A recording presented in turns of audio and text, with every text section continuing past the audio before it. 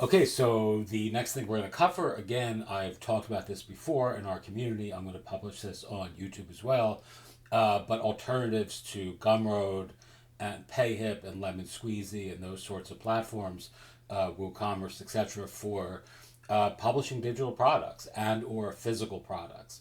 So this is MetaLabel, which I've discussed in the past. Today's the 26th of September, and here is my newest planner on MetaLabel. You can see it's trending, and you can also see here that the nice thing about publishing multiple products on MetaLabels. Now this is trending too, right? Which is also mine, the little book of Big Mindfulness, which is a book that I just published on Amazon, and this is some art and some screenshots and some sort of quotes and things like that from the book. So ostensibly, what I'm using this for is to give some value to the MetaLabel community, but at the same time to use free products to promote other things that are important to me, like my books on Amazon, right? So if you look at this here, this is what a product looks like on MetaLabel. I just published that or this morning. It's a limited run of 18, so I like to actually use scarcity in an ethical way on the MetaLabel platform. You can publish or you can determine how many products of a given release, and that's what they call their the products are called releases. By the way, the guy who actually is behind MetaLabel actually is one of the founders of Kickstarter. He may be the main founder of Kickstarter. So there's some smart strategy behind some of the way that they conceptualize releasing and publishing products. But nonetheless, you can see this is what a a release looks like on MetaLabel. This is a video that I made of this Get Shit Done planner, the tiny but mighty printable planner for people who like to get stuff done but usually watch Dexter reruns instead. All right, so I really and you can see down here I'm promoting my book on Amazon. They have this like sort of release notes section, which is a great place to promote your links.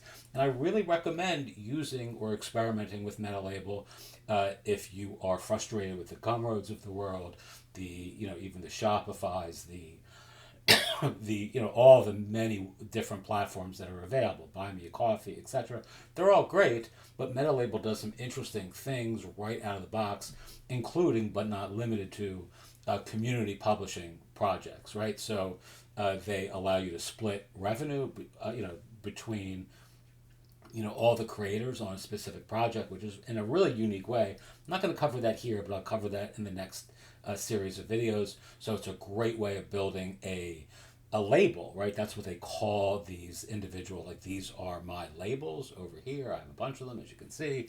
I'm just right now covering the one that I built for me, right? This is my label. A couple of these are with other folks.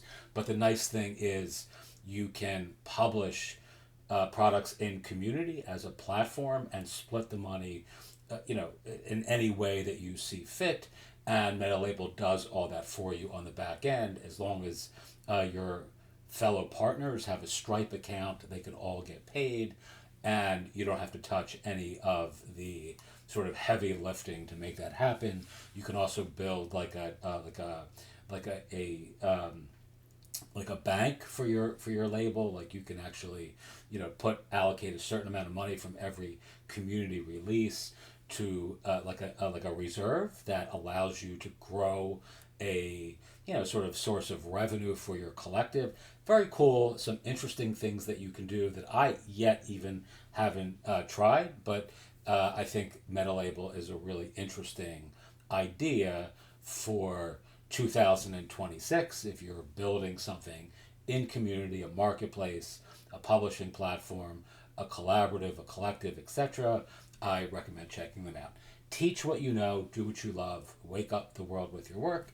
As always, I appreciate you. If you have questions, feel free to ask.